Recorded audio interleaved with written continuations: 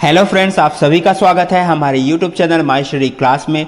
जैसा कि साथियों खाद्य निरीक्षक परीक्षा की तैयारी चल रही है और हम आप लोगों के लिए जो है अलग अलग टॉपिक से वीडियो ला रहे हैं। तो आज का जो टॉपिक है वो है खाद्य सुरक्षा एवं अधिनियम से संबंधित यहाँ पे प्रश्न होंगे। साथियों ये ओल्ड प्रश्न है, ठीक है साथियों, ओल्ड प्रश्न यानी कि 2013 में जो प्रश्न आए थे खाद्य सुरक्षा अधिनियम से, उस प्रश्न को आज हम आपको दिखाने वाले हैं। क्योंकि साथियों ओल्ड प्रश्न देखने से हमको पता चलता है कि किस तरह से जो है प्रश्न आते हैं। साथियों अगर आपने ओल्ड प्रश्न पहले से देख लिया है तो आप वीडियो को स्किप कर सकते हो, अगर आप देखना चाहते हो तो आप आगे देख भी सकते हो, ठीक है साथियों। तो हमको पता भी चल जाएगा कि हमारी तैयारी कैसी है। अगर आपने नहीं देखा है और आप तैयारी कर रहे हो तो ठीक है साथियों, तो आपको पता, आप जो है अपने से आंसर भी लगा सकते हो। आप मेरे आंसर बताने से पहले आप आंसर लगा सकते हो, इससे पता चल जाएगा कि आपकी तैयारी कितनी है, ठीक है साथियों। तो चलिए वीडियो की शुरुआत करते हैं। अगर आप हमारे चैनल पर नए हैं तो चैनल को सब्सक्राइब जरूर कीजिएगा साथियों, और बेल आइकन जरूर दबा दीजिएगा ताकि आपको आने वाली सभी वीडियो की नोटिफिकेशन मिलती रहे। अगर आप हमारे खाद्य निरीक्षक संबंधित परीक्षा से तैयारी की जितने भी वीडियो आप देखना चाहते हो तो आप हमारे चैनल के प्लेलिस्ट पर जाकर उन सारे वीडियो को देख सकते हो। खाद्य निरीक्षक नाम से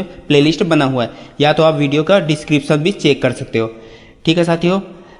ये ओल्ड प्रश्न पत्र है, ठीक है साथियों। चलिए शुरुआत करते हैं। साथियों ये 2013 का ओल्ड प्रश्न है जिसमें कंप्यूटर भी है और खाद्य सुरक्षा अधिनियम से संबंधित प्रश्न भी है। तो चलिए शुरुआत करते हैं। निम्नलिखित में से कौन सा स्टोरेज डिवाइस नहीं है? कौन सा स्टोरेज डिवाइस नहीं है? Monitor, pen drive, CD, hard disk. किसमें जो है हम स्टोर नहीं कर सकते? तो इसका जो राइट आंसर क्या हो जाएगा वो है मॉनिटर, ठीक साथियों। ओल्ड प्रश्न पत्र देखने से हमको ये फायदा होता है कि किस तरह से प्रश्न आते हैं वो हमको टेक्निक पता चलता है। तो साथियों हमको ये टेक्निक ही जानना है, ठीक है। और हम ये भी देख सकते हैं कि कहाँ से कितना कितना नंबर का आया था। इससे संबंधित मैं अलग से वीडियो बना दूंगा कि कहाँ से कितना कितना नंबर का आ सकता है। अगला है उपभोक्ता संरक्षण अधिनियम 1986 के अंतर्गत माल शब्द से अभिप्रेत है, ठीक है साथियों। माल विक्रय अधिनियम 1930 में यथा परिभाषित, भारतीय संविदा अधिनियम 1872 में यथा परिभाषित, उपभोक्ता संरक्षण अधिनियम 1986 में यथा परिभाषित, या सामान्य निर्वचन खंड में यथा परिभाषित। तो इसी तरह के ऑप्शन पूछे जाएंगे साथियों। तो आपको ये टेक्निक जान लेना है कि आपको किस तरह से आंसर लगाना है। तो इसका जो राइट आंसर हो जाएगा वो है उपभोक्ता संरक्षण, ऑप्शन सी, उपभोक्ता संरक्षण अधिनियम 1986 में यथा परिभाषित। तो आपको किस तरह से आगे की रणनीति बनानी है, किस तरह से तैयार करना है, तो आप इसको देख के समझ सकते हो। निम्नलिखित में से किस प्राचीन साहित्य में उपभोक्ता संरक्षण के प्रावधान हैं? सुश्रुत संहिता, अर्थशास्त्र, पुराण, उपरोक्त में से कोई नहीं। तो साथ ही इसका जो राइट आंसर हो जाएगा वो उपरोक्त में से कोई नहीं। चलिए अगला प्रश्न देखते हैं। आवश्यक वस्तु प्रदाय में ब्लैक मार्केटिंग प्रतिबंध अधिनियम किस वर्ष लागू किया गया? 1981, 1980, 1982, इनमें से कोई नहीं। तो इसका जो राइट आंसर है वो है 1980। अगला है भोजन जनित बीमारियों के लिए उत्तरदायी दो प्रमुख बैक्टीरिया है। साल्मोनेला तथा इकोलाई बैक्टीरिया, स्टेफिलोकोकस तथा सी बोटुलिनम। साल्मोनेला तथा स्टेफिलोकोकस, इकोलाई तथा सी बोटुलिनम। तो इसका जो राइट आंसर है वो है साल्मोनेला तथा इकोलाई बैक्टीरिया। चलिए अगला प्रश्न देखते हैं। भोजन में रोगाणुओं की वृद्धि के लिए आवश्यक है नमी, उचित तापक्रम, ऑक्सीजन, या ये सभी? तो इसका जो राइट आंसर है वो है ये सभी। अगला प्रश्न है आवश्यक वस्तु अधिनियम 1955 का उद्देश्य है कतिपय वस्तुओं के प्रदाय पर नियंत्रण, कतिपय वस्तुओं के प्रदाय एवं वितरण पर नियंत्रण, कतिपय वस्तुओं के व्यापार एवं वाणिज्य पर नियंत्रण, उपरोक्त सभी।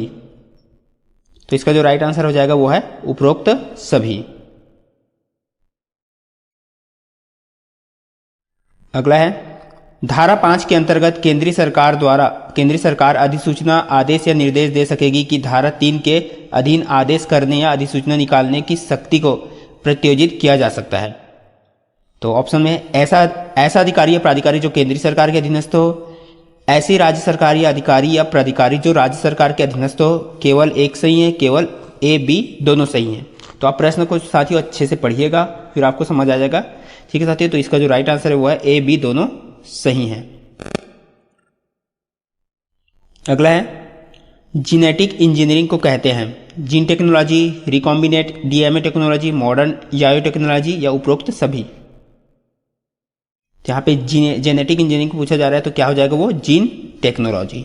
ऑप्शन ए इसका राइट आंसर हो जाएगा। अगला है, किसी परिवाद के प्राप्त होने पर जिला पीठ की शक्तियां होगी? किसी प्रतिवादी या साक्षी का संबंध करना तथा समुचित प्रयोग या किसी अन्य सुसज्जित स्रोत के संबंध विश्लेषण या परीक्षण की रिपोर्ट की अध्यपेक्षा करना, किसी साक्षी की परीक्षा के लिए कमीशन निकालना एवं दस्तावेज या अन्य तात्विक वस्तु का प्रकटीकरण पेश किया जाना, या उपरोक्त सभी? साथियों, इसका जो लैंग्वेज जो है थोड़ा आपको जब आप प्रैक्टिस करोगे तो आपको इसका लैंग्वेज भी समझ आते जाएगा। ठीक है साथियों, तो इसका जो राइट आंसर है वो है उपरोक्त सभी। डी ऑप्शन सही हो जाएगा। अगला है, 1983 में तैयार किया गया पहला जीनेटिकली रूपांतरित पौधा था? आलू, तंबाकू, सोयाबीन, मक्का? तो इसका जो राइट आंसर है वो है ऑप्शन बी, तंबाकू। चलिए एक और वैसी प्रश्न आ गया। परिवाद से अभिप्रेत है परिवादी द्वारा निम्नलिखित के संबंध में कोई अनुतोष प्राप्त करने की दृष्टि से लिखित में किया गया ऐसा अभिकथन?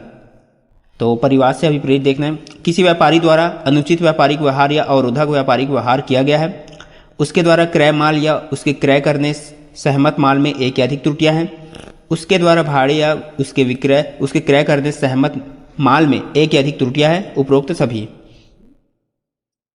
तो अगर साथियों आप तैयारी किए होगे तो आपको जो है आंसर लगाने में जो है ज़्यादा टाइम नहीं लगेगा। तो इसका जो राइट आंसर है वो उपरोक्त सभी। तो ओल्ड प्रश्न पत्र देखने से हमको यही पता चलता है कि हम कैसे हमारी तैयारी की टेक्निक होनी चाहिए। आवश्यक वस्तु अधिनियम 1955 के अनुसार आवश्यक वस्तु अधिनियम में परिभाषित है? धारा 2 आवश्यक वस्तु अधिनियम में परिभाषित है, आवश्यक वस्तु अधिनियम की परिशिष्ट में परिभाषित है, आवश्यक वस्तु अधिनियम की अनुसूची में परिभाषित, या उपरोक्त में से कोई नहीं? तो इसका जो राइट आंसर है वो है ऑप्शन ए, धारा 2 आवश्यक वस्तु अधिनियम में परिभाषित है। चलिए अगला प्रश्न देखते हैं। उपभोक्ता संरक्षण अधिनियम के अंतर्गत जिला पीठ को ऐसे परिवादों को ग्रहण करने की अधिकारिता होगी जहां माल या सेवा का मूल्य और दावा यदि कोई है तो वह है, तो क्या है वो? 5 लाख रुपए से अधिक नहीं है, 10 लाख रुपए से अधिक नहीं है, 20 लाख रुपए से अधिक नहीं है, या 50 लाख रुपए से अधिक नहीं है? तो इसका जो राइट आंसर है वो है ऑप्शन सी, 20 लाख रुपए से अधिक नहीं है। तो आप जो है वीडियो को रोक कर जो है साथियों एक बार क्वेश्चन को अच्छे से पढ़िएगा। तो इसका जो राइट आंसर है वो है सी है। ठीक है साथियों, ये वाला। चलिए अगला प्रश्न देखते हैं। जिला पीठ द्वारा किए किसी आदेश से व्यथित कोई व्यक्ति उस आदेश के विरुद्ध अपील कर सकेगा? राज्य आयोग को, उच्च न्यायालय को, सर्वोच्च न्यायालय को, या राष्ट्रीय आयोग को? तो इसका जो राइट आंसर हो जाएगा वो है राज्य आयोग को। चलिए अगला देखते हैं। धारा 6 के अधीन किसी आवश्यक वस्तु का अधिग्रहण करने वाला कोई आदेश पारित करने के लिए निम्नलिखित आवश्यक है?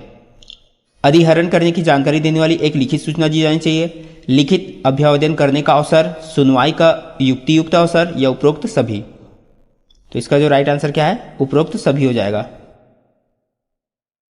अगला प्रश्न देखते हैं। आवश्यक वस्तु संशोधन एवं विधिमानकरण अधिनियम 2009 प्रमुख रूप से आवश्यक वस्तु अधिनियम 1955 की किस धारा से संबंधित है?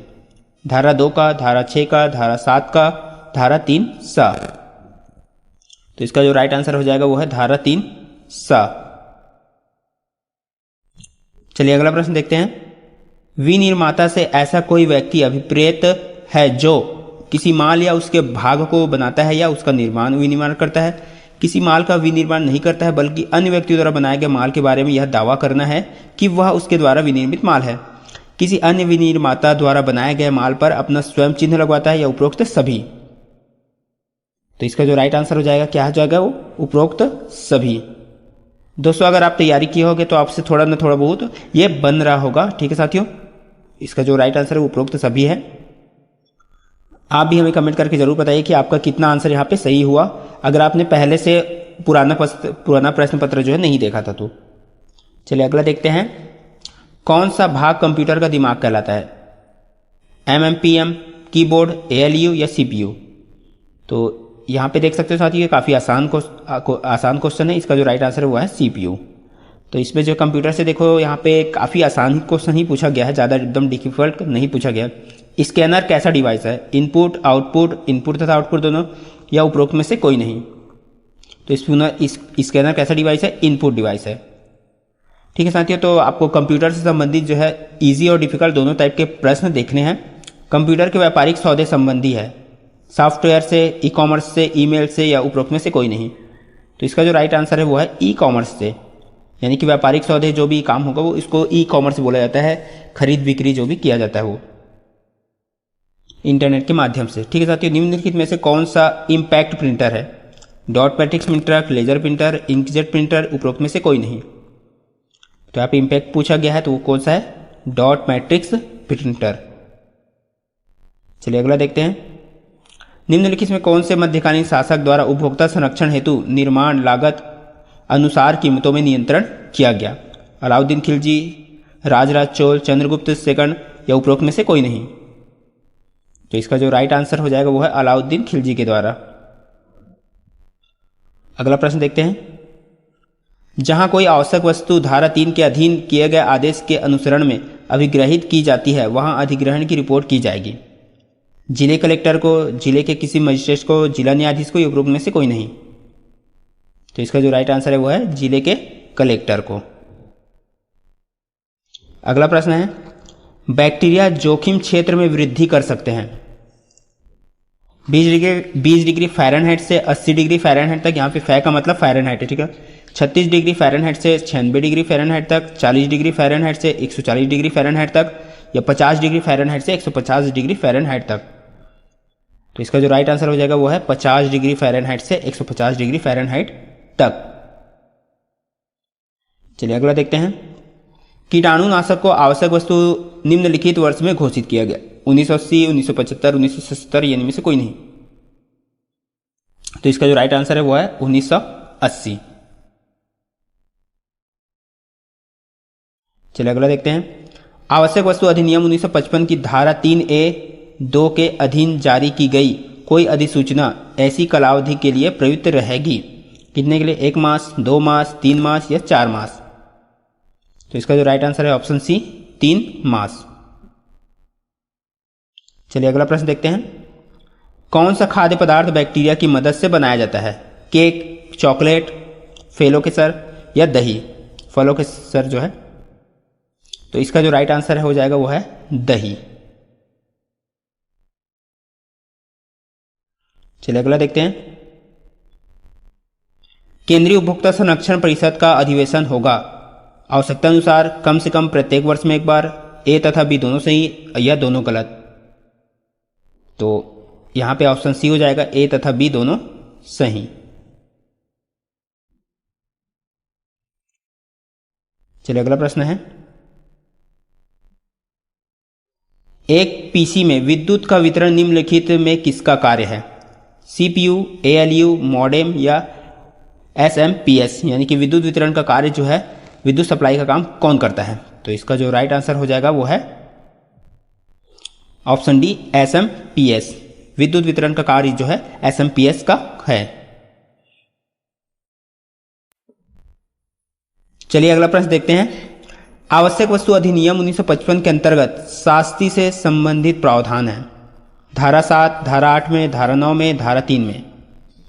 तो इसका जो राइट आंसर हो जाएगा वो है ऑप्शन ए, धारा 7 में। अगला है, ट्रांजिस्टर कंप्यूटर परिपथ प्रारंभ किया गया? प्रथम जनरेशन में, द्वितीय जनरेशन में, तृतीय जनरेशन में, या चतुर्थ जनरेशन में? तो इसका जो राइट आंसर है वो ऑप्शन बी, द्वितीय जनरेशन में। चलिए अगला प्रश्न देखते हैं। उपभोक्ता संरक्षण के संदर्भ में भारत के संविधान के किस अनुच्छेद में कमजोर वर्ग के आर्थिक हिंदी की सुरक्षा का प्रावधान है? तो अनुच्छेद 46, अनुच्छेद 246, ए तथा बी दोनों, उपरोक्त में से कोई नहीं। तो इसका जो राइट आंसर है वो अनुच्छेद 46 में। अगला है, आवश्यक वस्तुओं के उत्पादन, प्रदाय, वितरण आदि को नियंत्रित करने के लिए उपबंध करने की शक्ति है? केंद्रीय सरकार की, राज्य सरकार की, केंद्र एवं राज्य सरकार की या सर्वोच्च न्यायालय की? तो इसका जो राइट आंसर हो जाएगा वो ऑप्शन सी, केंद्र और राज्य सरकार दोनों की। अगला है उपभोक्ता संरक्षण नियम लागू है 1986 से, 1985 से, 1987 से, 1955 से। तो इसका जो राइट आंसर है वो है 1987 से। अगला है असुरक्षित भोजन एवं पानी से निम्नलिखित दो बीमारियां हो सकती है, दस्त एवं टाइफाइड, टाइफाइड एवं उच्च रक्तचाप, दस्त एवं मधुमेह, टाइफाइड एवं थायराइड की समस्याएं। तो इसका जो राइट आंसर है वो है दस्त एवं टाइफाइड। अगला प्रश्न है उपभोक्ता विवाद से कोई ऐसा विवाद अभिप्रेत है जब वह व्यक्ति जिसके विरुद्ध परिवाद किया गया है परिवाद में अंतर्विष्ट अभिकथनों से इनकार करता है, उनका प्रतिवाद करता है। ए तथा बी दोनों सही, ए तथा बी दोनों गलत। तो इसका जो राइट आंसर है वो है ए तथा बी दोनों सही। अगला है फफूंद द्वारा तैयार किया जाने वाला विषाक्त पदार्थ कहलाता है थियोब्रोमीन, काइमोट्रिप्सिन, माइकोटॉप्सिन, उपरोक्त सभी। तो इसका जो राइट आंसर हो जाएगा वो है उपरोक्त सभी। दोस्तों आपको यहाँ पे अब पता चल रहा होगा कि क्वेश्चन का लेवल किस तरह से आया था। ठीक है साथियों, तो आगे भी आपकी इसी तरह की रणनीति होनी चाहिए ताकि आप अच्छे से अच्छे तैयारी कर सको। उपभोक्ता संरक्षण अधिनियम पारित किया गया था 24 दिसंबर 1986, 21 दिसंबर 1996, 1 अप्रैल 1986 या 24 जनवरी 1986। तो यहाँ पे पारित कब किया गया था? ठीक है साथियों, तो वो है 24 जनवरी 1986। ऑप्शन डी इसका राइट आंसर हो जाएगा।